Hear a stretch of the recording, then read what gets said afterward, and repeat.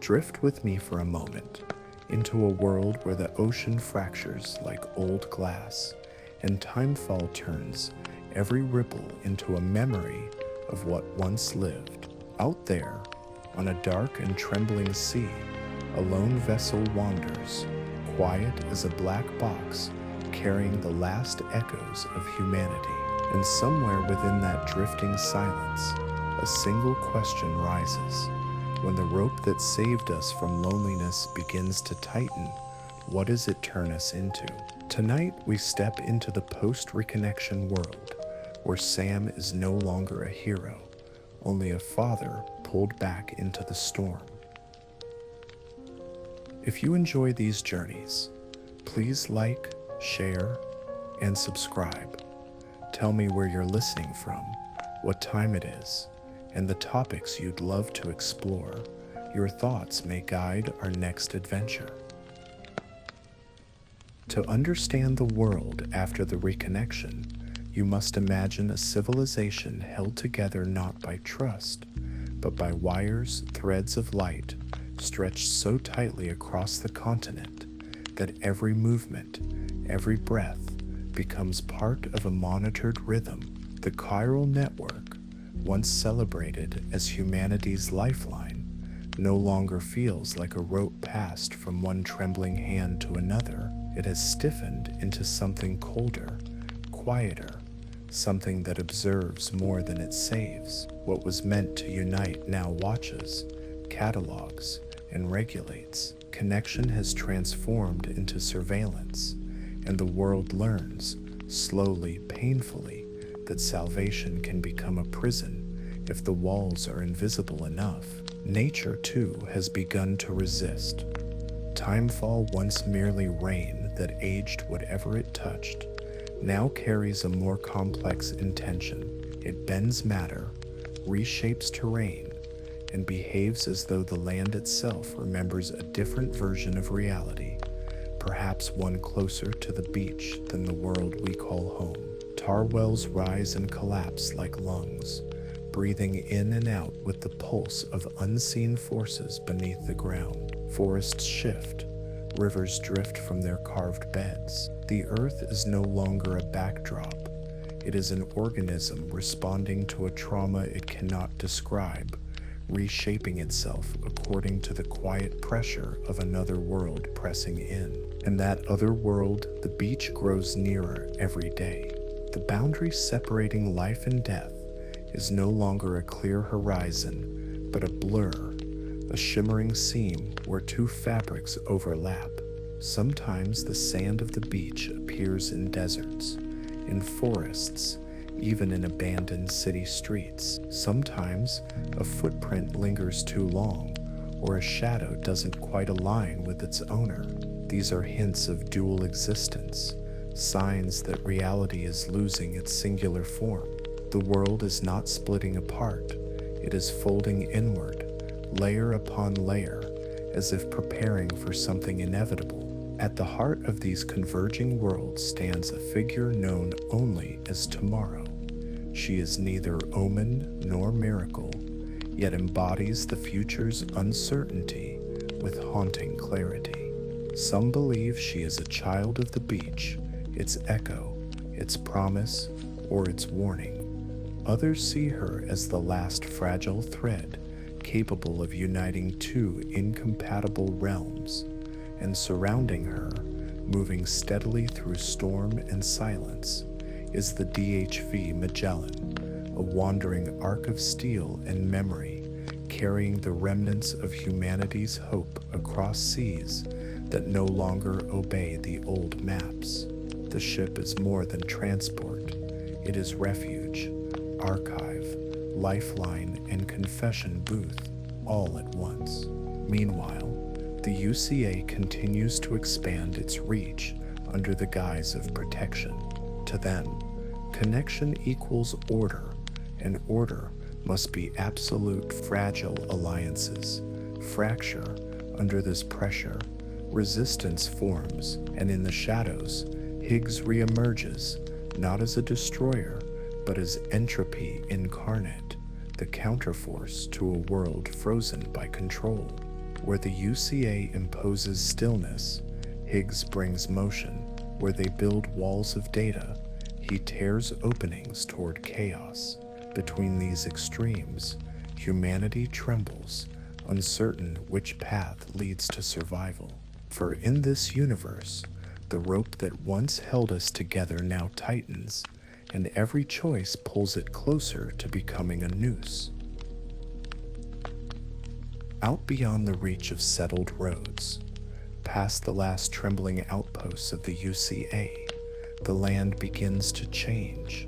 It sheds the familiar weight of Earth and takes on a strange Martian stillness, a vast red desert stretching in every direction, like the exposed memory of a world that once breathed normally. Here, the soil carries the red stain of centuries of accelerated erosion, stripped bare by timefall until only rust-colored bones remain. Every step cracks against earth that feels thin and brittle, as though one good breath might shatter it into powder. And beneath that fragile crust, tar shifts with the slow pulse of something sleeping, something dreaming in the dark. You can hear it sometimes, an almost imperceptible tremor, a quiver underfoot, as if the ground itself were adjusting its posture. The wind in these regions is not a simple force of nature. It carries dry flakes of tar, brittle as ash, swirling into black spirals that drift across the desert like migrating shadows.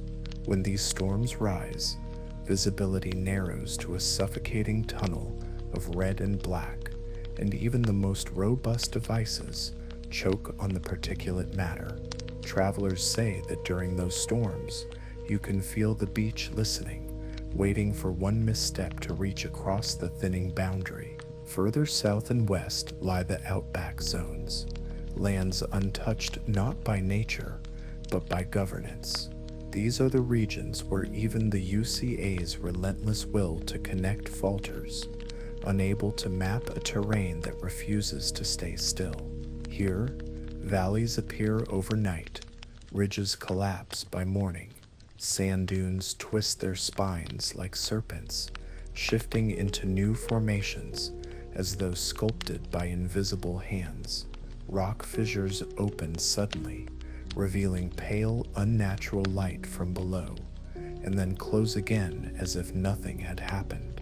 Residents who once lived here, the old preppers who clung to independence before the reconnection, have long since vanished or moved deeper into exile. Only their decaying shelters remain, half swallowed by dunes, half preserved in tar like insects caught in amber. This is a living geography, one that mutates with moods rather than seasons. Maps fail within hours. Footpaths rearrange themselves, and in some pockets, gravity loosens its grip. Objects hover for seconds at a time, suspended in a slow drift before settling back down. These anomalies are warning signs, places where the beach presses so close against our reality that the laws of physics hesitate. And yet, in the heart of all this instability, nature has begun its own quiet rebellion. Strange new plants grow in rings around tar pools, thin, bone-colored stalks with roots that spread like arterial networks beneath the sand. They sway without wind, as if listening to signals no human can hear. The few animals that survive avoid chiral zones entirely, withdrawing into deep, uncharted wilderness where no network reaches. Their migration patterns form an unspoken protest, a refusal to exist under constant surveillance. This is the wild land, shaped not by the UCA, nor by human will, but by a world learning to defend itself.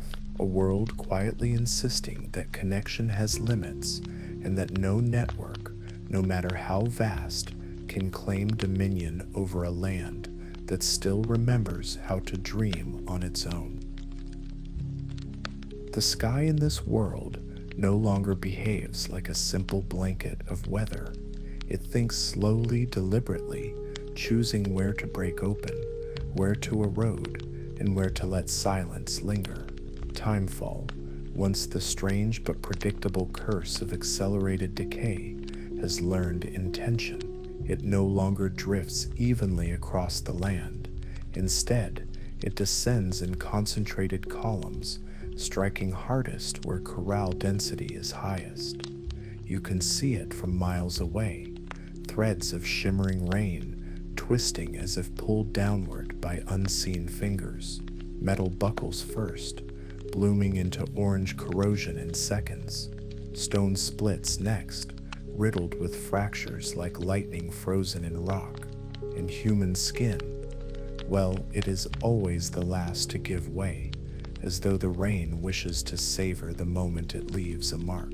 Some who have lingered in heavy timefall swear they hear whispers carried within the droplets, faint voices, stretched thin and distant, like radio signals submerged underwater. Scientists dismiss it as auditory hallucination triggered by krill exposure, but porters know better. The dead speak through the rain. Their memories or remnants of them slip through the thinning barrier between our world and the beach. A soft syllable, a child's laugh, the echo of a plea that was never answered. Timefall is not simply rain, it is communication, grief made meteorological. Then come the storms that twist the very spine of the earth, geotemporal ruptures that reshape the land not through force, but through time itself. The ground beneath these storms trembles in a way unrelated to tectonic motion. Soil becomes older, then younger, then older again in a rhythmic cycle, like the land is breathing through different ages. Entire cliff faces compress into thin pillars of obsidian-like rock, sharp enough to cut through cargo plating. Moments later, they decompress, widening into fractured canyon walls. These transformations occur without warning, as though the world is rehearsing for a form it has not yet decided upon. From deep below, tar fissures open and exhale chiral vapor, heavy, cold, carrying a metallic scent that clings to the throat. The vapor moves unnaturally, pulsing outward in spirals that mimic heartbeat patterns. Sometimes, in the whirling haze of a geotemporal storm, shapes appear in midair, silhouettes of BTs drifting through empty space, suspended between worlds. They do not descend, they simply hover, casting an invisible pressure that settles onto the skin like a weight, as if urging the living to be still. And beneath all of this churns the tar itself, no longer a passive, smothering substance, but something more akin to instinct. It follows warmth, motion, the electrical presence of life. A tar flow can trail a traveler for miles, curling along cracks and rivulets as though sniffing out the path forward. When it touches an object, it reads it or remembers it. A lost boot prints itself into tar as a perfect replica. A discarded tool becomes a glossy black sculpture of its former shape. Sometimes, entire figures emerge, tar human forms standing in silence, frozen in gestures that feel like memories stolen from the land. But this mimicry is temporary. In regions where reality is loosening, the tar statues melt and reform within seconds, cycling between solidity and dissolution. These are scars on the fabric of time, places where the laws of existence tremble under the pressure of two overlapping worlds. Travelers avoid them not because they are dangerous, but because they feel wrong, like stepping into a moment that does not belong to the present. In Death Stranding's reshaped world, the atmosphere is no longer just weather, and the earth is no longer just ground. Both are becoming intermediaries, messengers between realms, translators of a language forged from rain, tar, and time itself. In a world where the land itself moves with intention and the sky carries the weight of the dead, human architecture has become less a statement of permanence and more an act of stubborn hope. Nothing stands forever, not cities, not outposts, not the memories of what once defined civilization, yet, scattered across shifting seas and trembling continents, there remain structures that attempt to anchor humanity to something stable, even as reality dissolves around them. Foremost among these is the DHV Magellan, a vessel that is less a ship and more a wandering enclave of human will. At first glance, it appears as a hybrid artifact, half naval warship, half corral distribution nexus, an improbable fusion born from desperation rather than design. Its metallic hull is layered with antifall plating, and overhead translucent domes ripple with protective fields that deflect timefall. These domes must never fail.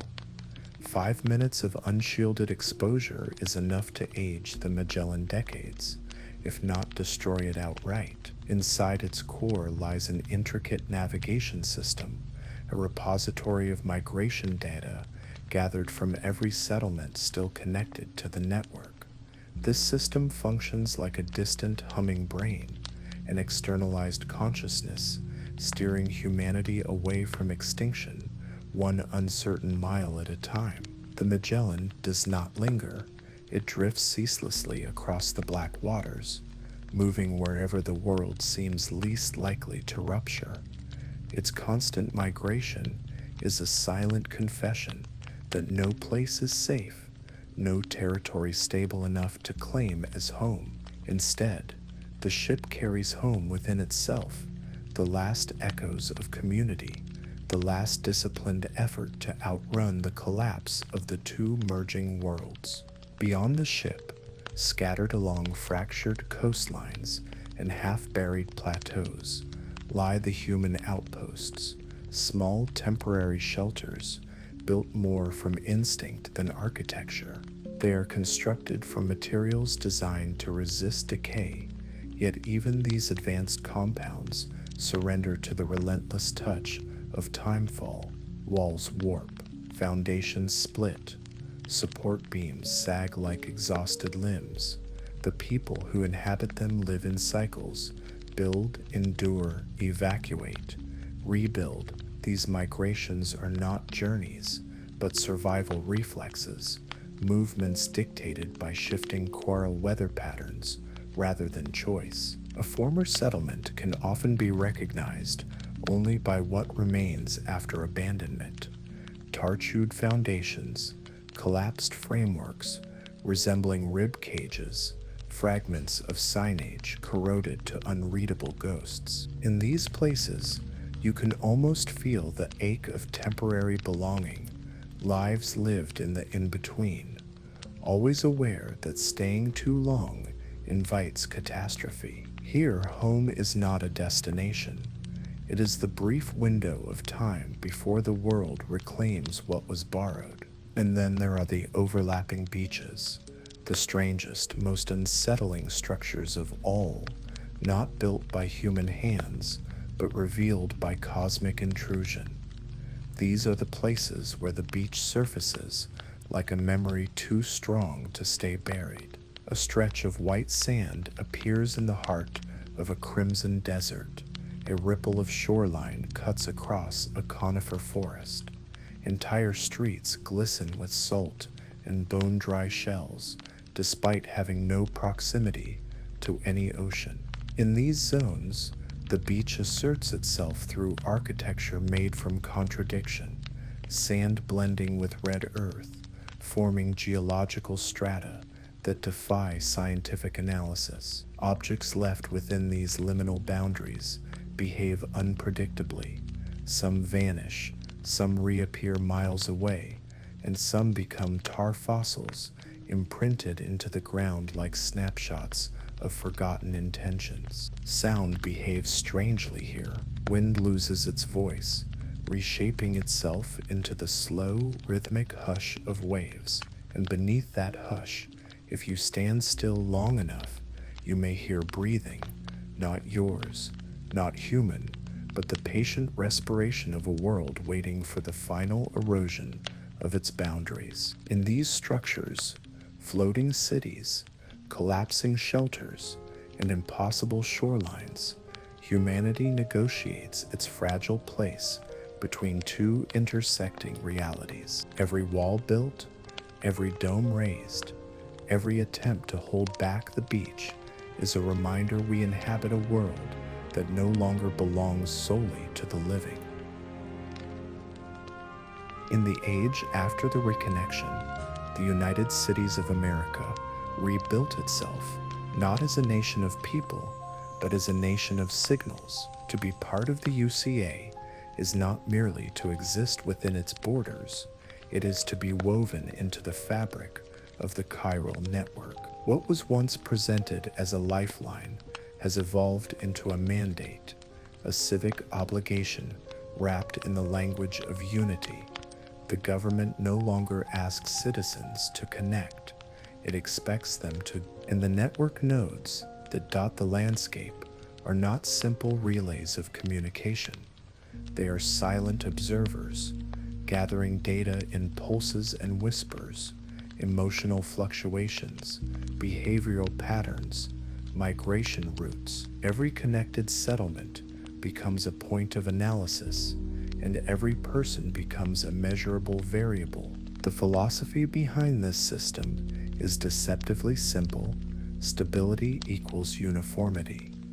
If the world is to survive the chaos of the Death Stranding, then all regions must function under shared protocols, shared schedules, and shared dependencies. To the UCA, this is not oppression, it is efficiency. But to many who live beneath its watchful structure, it feels more like a tightening grip. As automated APS units replace human porters, the presence that once held communities together fades. No warm voice brings messages. No human silhouette crests the horizon. Deliveries arrive on time, but connection, true connection, grows thinner, like a rope worn smooth by too many hands. Inside the shelters, life is comfortable and suffocating.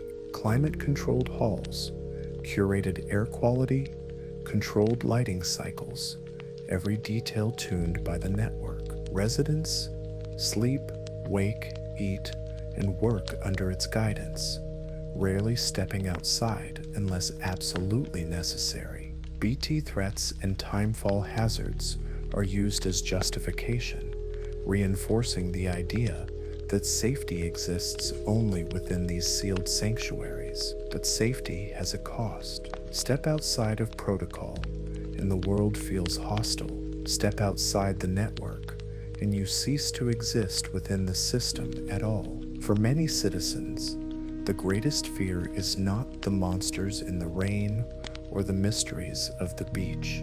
It is disconnection. To be severed from the chiral network is to become untethered, unprotected, unseen.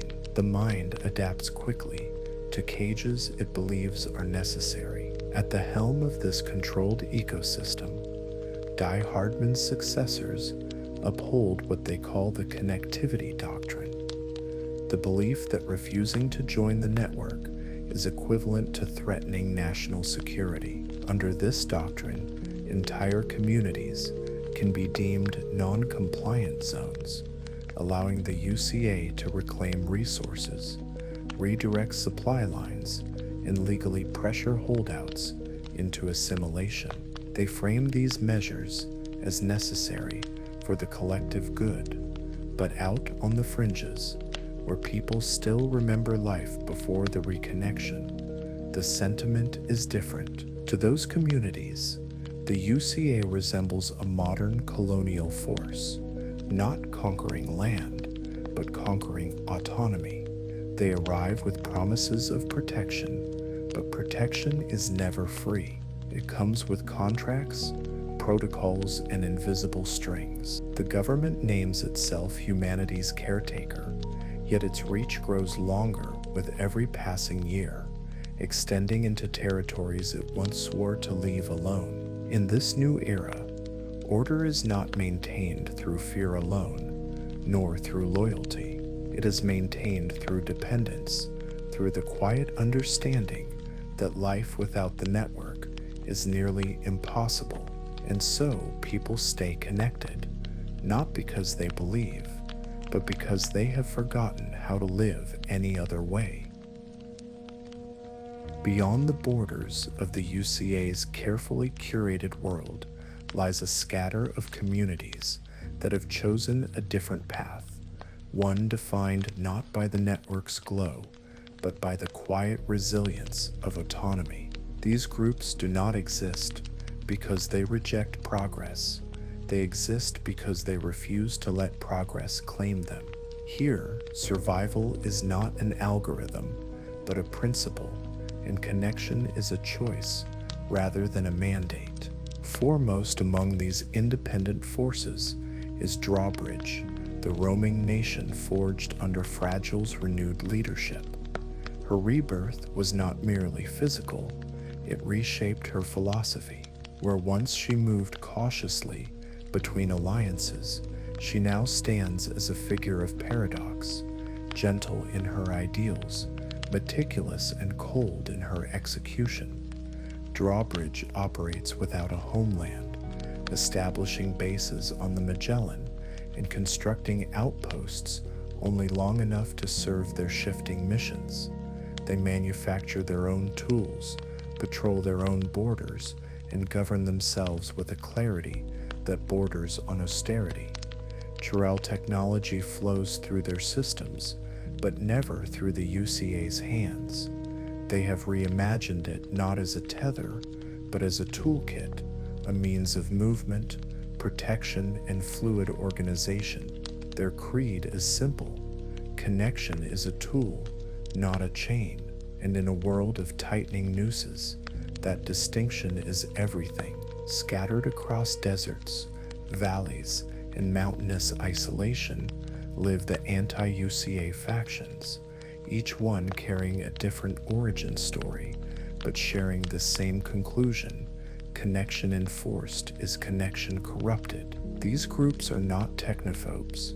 They maintain tools, adapt technology, and innovate in ways that blend tradition with necessity, but they refuse the idea that the chiral network must become the arbiter of culture, choice, and identity. Some fled to preserve ancestral customs that the UCA's metrics couldn't quantify. Others left because their communities were forcibly standardized into chiral compliance, data profiles adjusted, emotional baselines monitored, deviations flagged. Still others vanished into the wilderness after witnessing firsthand how the network shaped not only behavior, but the land itself. To these groups, the chiral network is not progress. It is a new empire, conducting digital colonization through dependency. And though their weapons may be primitive compared to UCA's armaments, their deepest strength lies in something the state cannot replicate: adaptation. They understand the breathing earth, the shifting dunes, the unpredictable folds where time stutters. They move with the land, not against it, and that makes them powerful in ways no machine can emulate. Life within the autonomous zones is shaped by necessity and intuition. Communication flows not through fiber or chiral nodes, but through physical signals, arrangements of stones, carved symbols in the sand, strands of cloth tied to weathered posts. These signs are simple yet profound, silent, untraceable, and unreadable to the beach. What the beach cannot read, they say, it cannot take. In these self-governed enclaves, the absence of the network is not a void, but a sanctuary. Among these communities, Tomorrow is whispered about, with equal parts reverence and dread. To some, she symbolizes the possibility that humanity can reclaim ownership over its future, a living contradiction to UCA dominance. To others, her existence foreshadows collapse, the inevitable point where the overlap between worlds becomes irreversible. Whether seen as omen or salvation, she reminds them of one truth: the UCA works tirelessly to bury the world's destiny, does not belong to a single system. In these fractured pockets of independence, resistance is not an act of rebellion, it is an act of remembering, a quiet insistence that humanity must choose its connections, not inherit them. There are places where the world bends, and there are people who bend with it. Among all the forces that destabilize the fragile balance between life and the beach, none are as unsettling as the beings who exist in the cracks, those who act not merely upon the world, but through it. Their presence signals shifts in reality, in ideology, and in destiny. And at the center of this constellation of anomalies stand three defining figures: Higgs, his chaotic devotees, and tomorrow. Higgs Monahan is no longer just a renegade, nor the terrorist the UCA portrays him to be. He has recast himself as a prophet of disruption, a self-anointed conductor of entropy. To Higgs, the UCA is a monument carved from stagnation, a system that has throttled humanity's natural evolution through over-reliance on structure and the illusion of safety. The world dies when it stops changing, he declares, and every action he takes is meant to force that change. His aesthetic is theatrical by design, pulsating electronic music marking his arrival, a masked visage painted with mythic defiance, clothing that blends ritual with rebellion. He weaponizes symbolism as effectively as he wields his beach-born powers, performing destruction like an art meant to awaken rather than terrorize. His militia mirrors this ethos. They are not soldiers, but disciples of distortion, individuals drawn to the way Higgs bends reality. They tattoo themselves with chiral symbols, wear warped armor grown from timefall-twisted scrap, and move according to rhythms only they seem able to hear. To them, Higgs is not a commander. They do not follow orders. They orbit him. He is a gravitational anomaly, a point at which entropy gathers. Their purpose is not simply to tear down, but to shake loose the layers of order they deem suffocating. In their eyes, collapse is a necessary metamorphosis, and every act of violence is a push toward a new cosmic equilibrium. Yet no figure is more enigmatic or more crucial to this evolving world than tomorrow. She stands on the threshold between worlds, her existence a paradox made flesh, part human, part echo of the beach. She embodies the future's fracture. Her physiology defies known laws.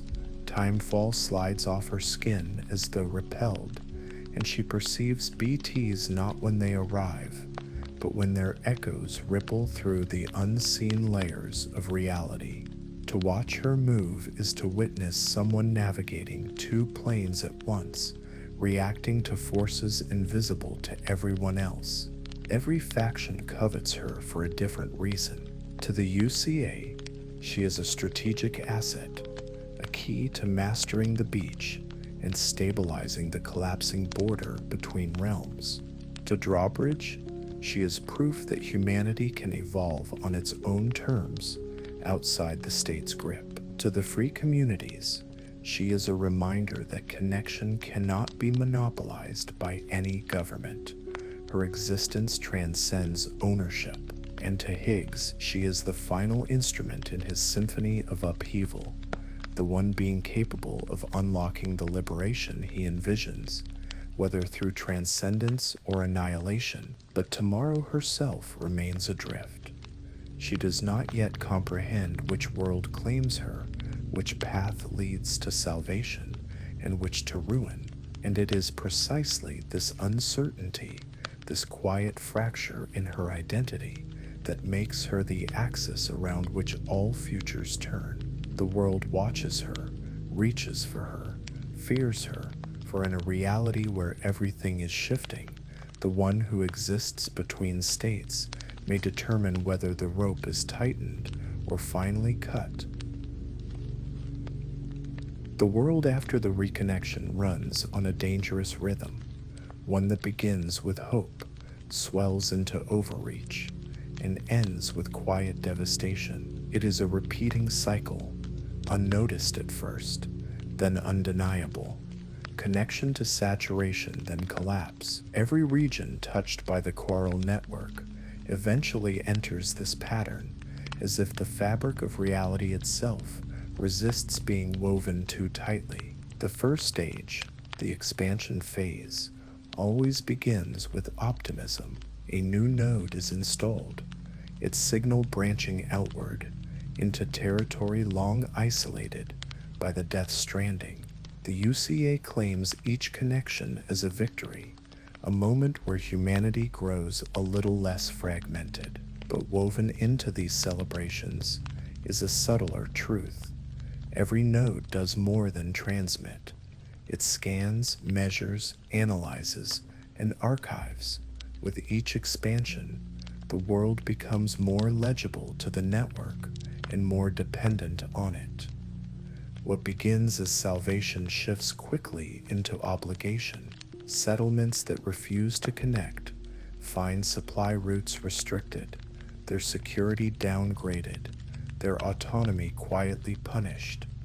And as the grid tightens, regions begin to exhibit queryl hotspots, zones where physical space thins, shimmering slightly under the weight of too much observation.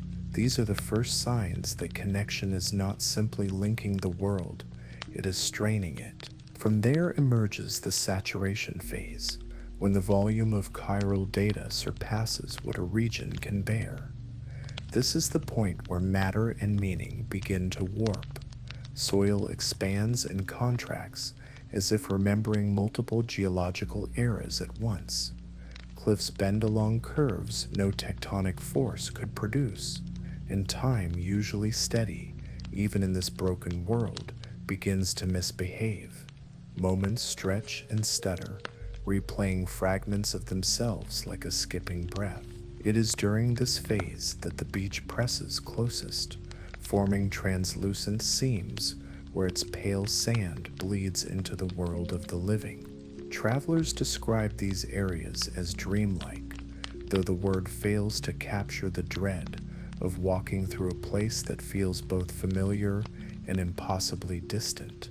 As the network pulls more data, as the UCA intensifies surveillance to stabilize the region, the interference only worsens. Information becomes noise, and noise becomes instability. It is a cruel paradox. The more the UCA seeks control, the faster control slips away, and if left unchecked, the region enters the collapse phase, a silent, irreversible tipping point. Here, the boundary between worlds unravels entirely. Coral storms erupt without warning. Tar rises like a tide from the underworld. Whole landscapes dissolve into the beach's pale horizons. In these moments, it isn't destruction that occurs. It is replacement. Reality does not explode. It is overwritten. A city might disappear overnight, leaving only a ripple in the chorale readings and the echo of structures that no longer exist. This, more than anything, is the truth the UCA cannot admit. Their quest to rebind the world is accelerating the very catastrophe they claim to prevent. Every new connection carries the seed of collapse, and every region they force into unity becomes a step closer to another last stranding. The cycle is not a malfunction. It is a caution, a reminder that no world, living or dead, can tolerate being pulled too tightly without eventually tearing. For all its machinery, measurements, and algorithms, the world of Death Stranding still bends around one truth: only human presence gives reality its weight. No matter how advanced the UCA's systems become, no machine can anchor the world the way a single pair of human footsteps can. This principle, known informally among researchers and surviving porters as the presence law, has become the quiet foundation of the new era.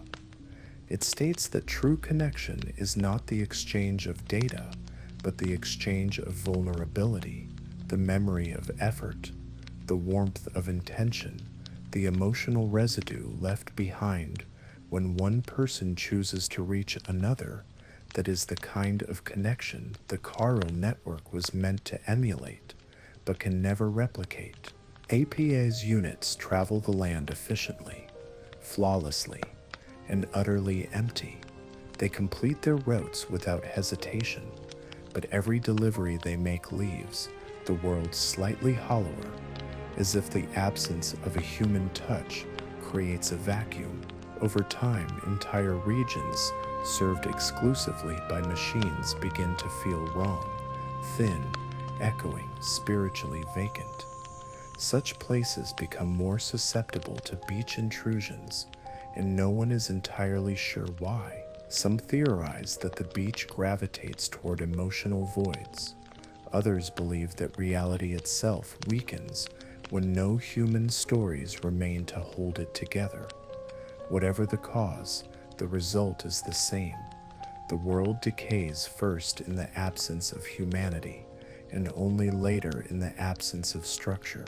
This leads directly into the human obsolescence paradox, the most painful contradiction at the heart of the UCA. In their pursuit of efficiency and security, they have quietly phased out the very people whose presence once stabilized the world. Human porters, once symbols of resilience and reconnection, have been replaced by machines, under the assumption that the task is purely logistical. But the Earth remembers human footsteps. It responds to intention, to choice, to touch. The fewer humans travel its surface, the more it begins to slip away, as though the land itself is forgetting how to stay grounded. An automated world is not merely a lonely one, it is a fragile one. The UCA does not realize that by eliminating the imperfections of human labor, they are also eliminating the threads that tether reality to itself. This fragility becomes most apparent in those who exist across two states of being, the individuals touched by the dual existence rule. These are the rare souls who do not fit neatly into life or death, whose identities extend simultaneously into the beach and the physical world. They are points of tension in the universe, living paradoxes, markers of the boundary's instability. To encounter such a person is to witness a fracture in the laws that once governed existence. Sam Porter Bridges is one such fracture. The beach has tried to claim him more times than he can count, yet something tethered him back each time. Connections forged through suffering, loyalty, and love. He stands as the embodiment of resistance, a man held together by the very bonds the UCA has begun to undervalue. Tomorrow, by contrast, is not pulled between worlds.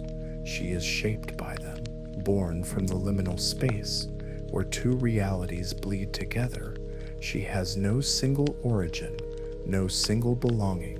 She moves between states, not by accident, but by nature. She is the child of a fracture, the echo of a future split in two, and in her uncertainty lies tremendous influence.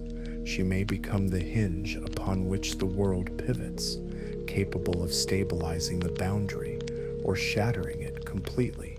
Those who exist in duality Sam, tomorrow, and others like them are neither anomalies nor accidents. They are symptoms of a world reaching its breaking point, and the keys to determining what comes after that break. In a world held together by fragile seams, disorder is not merely a threat, it is a counterweight, and no one embodies this philosophy more fully than Higgs Monahan, whose worldview has crystallized into what some call the entropy doctrine. To Higgs, the UCA's relentless pursuit of order has become a kind of spiritual decay. Every new regulation, every automated route, every forced connection squeezes the world into stillness, and stillness, he believes, is fatal. When life ceases to move, to change, to adapt, the beach grows closer, not through malice, but through inevitability. In his eyes, chaos is not the enemy, it is the antidote. For Higgs, breaking structure is a form of medicine. He does not see himself as a destroyer, but as someone who loosens the grip of a system that believes it knows what is best for all people. The more the UCA tightens its control, the more he seeks to pry open its seams, through sabotage of chiral nodes, through orchestrated shocks to the network, through symbolic acts of disruption. He introduces noise into a world suffocating under uniformity. His actions may appear reckless, but beneath the theatrics lies intention to make the world breathe again. This belief leads naturally into the concept of destruction as renewal. Higgs understands something the UCA refuses to acknowledge, that no system can expand indefinitely without collapsing under its own weight. A chiral network stretched too far becomes unstable. Its density of information bends the space around it, pulling the beach closer like a tide responding to gravity. Collapse is not a possibility, it is a certainty. Higgs simply accelerates the process, forcing regions to confront what they will inevitably become. When he triggers chiral overloads, the result is not annihilation but transformation. Landscapes shift, structures vanish, and new configurations emerge from the wreckage. To him, this is evolution, violent, painful, but necessary. He insists he is not waging war on humanity. His aim is to cut the rope cinched around its throat, the rope woven from surveillance, dependence, and false unity. In his mind, he is the surgeon performing a brutal but life-saving operation on a patient that doesn't yet understand the disease. The tension between Higgs and the UCA reflects a deeper, universal truth. The world functions like a pendulum, swinging between order and chaos. Too much order calcifies reality, too much chaos fragments. One freezes time, the other shatters it. But life can only exist when the pendulum moves. The UCA pulls toward absolute stability, toward a meticulously controlled existence. Higgs pulls toward volatility, demanding that the world remain free to transform. Neither side is wholly right, neither is wholly wrong. They are two forces necessary for balance, locked not in moral conflict, but in structural dependence. At the center of this oscillation stands tomorrow, a being whose very nature disrupts the binary. She is neither order nor chaos, but something capable of tilting the world toward one or the other. If she aligns with the UCA, the world may stabilize but risk becoming a brittle shell. If she aligns with Higgs, the world may break open, evolving in ways no one can predict. She is the hinge on which the pendulum swings, the deciding factor in whether humanity moves toward renewal or ruin. In the end, the struggle between order and entropy is not a battle to be won. It is a rhythm to be navigated. and tomorrow is the pulse that will decide its tempo. Take a moment and let yourself settle into the quiet space between one breath and the next. We're going to drift now, not forward, not backward, but inward into the soft pulse of this world where oceans fracture, skies whisper, and the boundary between life and the beach trembles like a thin veil held in place by memory. Inhale slowly. Imagine yourself standing on the deck of the Magellan as it cuts through the black water, an arc drifting across a sea that remembers everything. Above you, the clouds ripple with chiral light, and the first drops of timefall begin to fall. But tonight, they do not age you. Tonight, each drop lands gently on your skin like a fingertip, pressing a memory into place. You feel the world remembering itself through you, its wounds, its stories, its unfinished prayers. Let the cool shimmer of that rain sink in. Let it settle into the spaces between your thoughts, softening their edges. Hold your breath, just for a moment. Hear the two worlds calling to you from opposite shores. On one side, the grounded thrum of the living world, the weight of soil, wind, and all the choices that shape a life. On the other side, the quiet, rhythmic murmur of the beach, a breathing made of tide and longing. These rhythms meet in your chest, overlapping like two heartbeats trying to sync. Listen carefully. Feel how they do not fight each other. They simply exist together, layered and inevitable. You are standing in the same threshold Sam has walked his entire life, the place where connection stretches thin, yet refuses to break. Stay in that tension a moment longer. Let it teach you something about the space between holding on and letting go. Now exhale, gently. Release the tension in your shoulders, your jaw, your hands. Let the breath fall away like a rope slipping from your grasp, not lost, simply loosened. As you breathe out, feel yourself drifting toward that shimmering boundary where the world fades into pale sand and distant surf. This is the threshold where Sam stands, caught between what he must protect and what he cannot keep. Imagine him beside you, not heroic, not burdened, just present. A man suspended between connection and dissolution, held together by the thin, stubborn thread of his own humanity. Let his stillness guide your breath. Let his quiet resilience echo in your chest. With each exhale, your thoughts soften, spreading out like ripples on a dark sea. You don't need to control them, just watch them drift.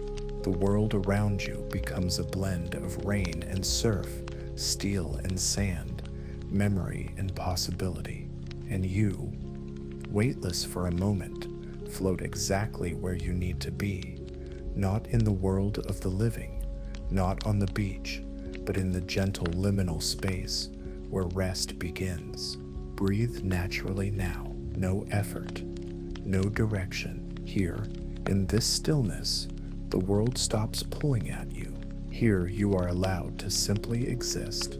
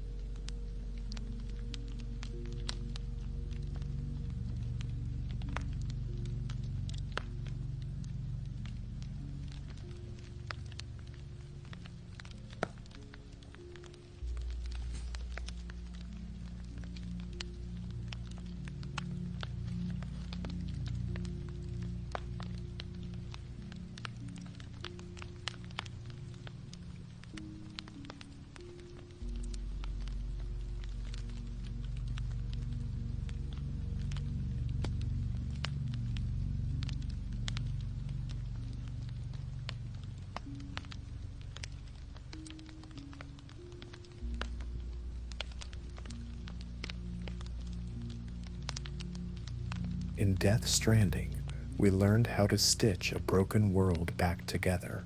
But in Death Stranding 2, we learned something more difficult and more human, how to loosen the ropes that once saved us, yet now quietly tighten around our throats.